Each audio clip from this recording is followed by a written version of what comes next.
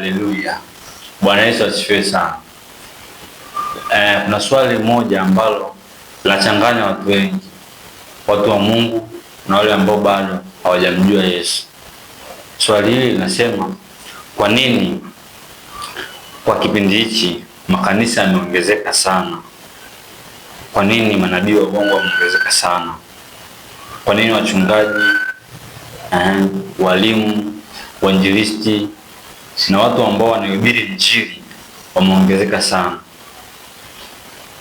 Sasa tunapaswa kutambua hizi ni nyakati za mwisho.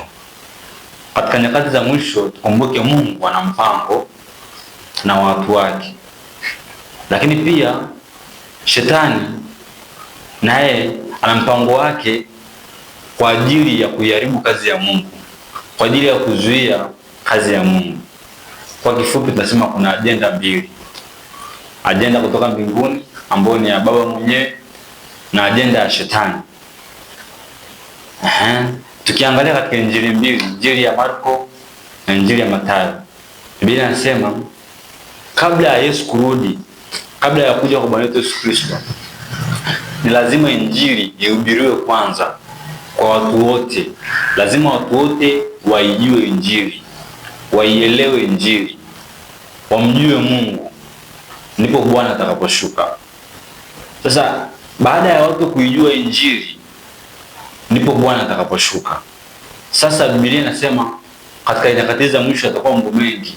Kutakuwa kuna usaliti, kutakuwa kuna vita kati ya nchi na nchi, kutakuwa na vita kati ya falme na falme, upendo wa watu utapungua, mambo mengi ambayo yatasababishwa na wanadamu. Lakini pia kuna ishara ambazo ni za mbinguni kama jua, nyota, mwezi, matikisiko ya ardhi na misukosuko ya bahari. Hivi vitu vitakuwa ni vya mbinguni, vitasababishwa na Mungu mwenyewe atakapokuwa amekaribia kushuka. Lakini kabla hivi vitu kutokea, Yesu anatuambia, anatupa tahadhari kwamba kabla hivi vitu kutokea, lazima kwanza injili ihubiriwe. Sasa katika ajenda ya Mungu, utekelezaji wa ajenda ya Mungu, ndiyo hapo Ibilisi naye anaingiza ajenda yake. Ndio maana Yesu anasema kutakuwa na vita, upendo utapungua, mambo ambayo yatakuwa mengi ya ovyo, magumu, mabaya yatatokea, kwa sababu ajenda ya Ibilisi itakuwepo. Sasa ajenda ya Mungu kwa kipindi hichi inatakiwa ni injili ihubiriwe. Injili itahubiriwa kwa makanisa mawili, injili itahubiriwa kwa makanisa mengi, watumishi wa Mungu. Maana anasema kipindi hichi atashusha Roho Mtakatifu, atakaa ndani yetu. Kwa kila mmoja ataijua kweli. Kwa kila mtu anapoijua kweli, anakuwa na ule uamsho wa kutamani kuihubiri injili. Atakapoanza kuhubiri injili, maana Biblia inasema hivi, nendeni ulimwenguni wafanye wanafunzi wangu, watu mataifa kuwa wanafunzi wangu. Kwa hiyo unapoenda, watu wanapoanza kutoka kwenda kuhubiri injili, ndio tunaona makanisa yanakuwa mengi. Sasa Biblia inatuambia katikati ya hiyo ajenda ya Mungu ndipo inaingia ajenda ya Ibilisi, kwenda kuhakikisha watu hawajui kweli. Ndipo wanapozaliwa manabii wa uongo.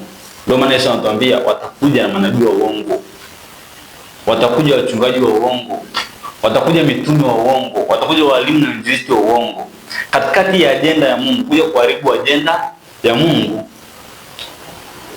Lakini lengo kuu la Ibilisi ni kuharibu mpango wa Mungu. Lakini mpango wa Mungu uko pale pale wa kuhakikisha kabla ya Yesu ajaja, kabla Bwana wetu Yesu Kristo ajaja, lazima injili ihubiriwe kwa watu wote. Ndio maana sasa hivi makanisa yapo mengi. Pamoja na kwamba makanisa yapo mengi, lakini Ibilisi naye ana ya kwake kwa ajili ya kuiharibu ile kweli isipatikane. So ndio maana tunasema ni muhimu sana mtu kubatizwa mara ya pili. Ni muhimu sana mtu kuzaliwa mara ya pili. Ni muhimu sana mtu kuzaliwa na Roho Mtakatifu, yani kubatizwa na Roho Mtakatifu. Atamsaidia kujua wapi sahihi na wapi ambapo sio sahihi.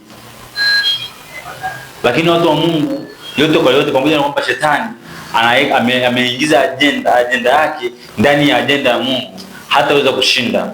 Maana Biblia inasema kwamba mwisho wa siku kila goti litapigwa, kwa jina la Yesu, na kila ulimi utakiri kwamba yeye ni Bwana na Mwokozi wa maisha yetu. Kila ulimi utakiri na kila goti litapigwa. Sasa kama kila goti litapigwa na kila ulimi utakiri, maana yake nini? Maana yake ushindi utakuwa ni kwa watu wa Mungu. Mpango wa Mungu ndio mpango ambao utashinda, pamoja na kwamba yote atakuwepo. Ndio maana Biblia inasema hivi, atakayevumilia mpaka mwisho, huyo ndiye atakayeokoka. Hata kama atatokea mauaji, hata kama atatokea mambo magumu, lakini atakayevumilia mpaka mwisho, huyo ndiye atakayeokoka. So makanisa mengi yasiwachanganye, makanisa mengi yasimchanganye mtu yoyote.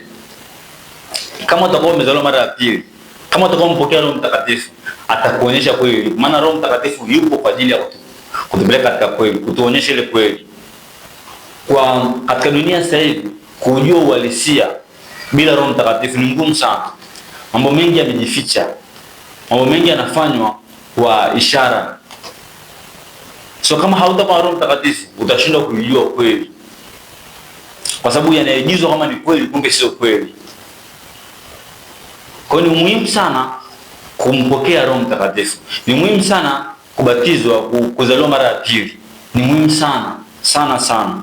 Itakusaidia kuijua kweli ya Mungu, itakusaidia kuishi katika kweli ya Mungu, kwa sababu katikati ya ajenda ya Mungu shetani ameingiza ajenda yake. Maana shetani, kumbuka, ni baba wa uongo. Bwana Yesu asifiwe sana. Nadhani hilo limekaa vizuri sasa. Mungu awabariki.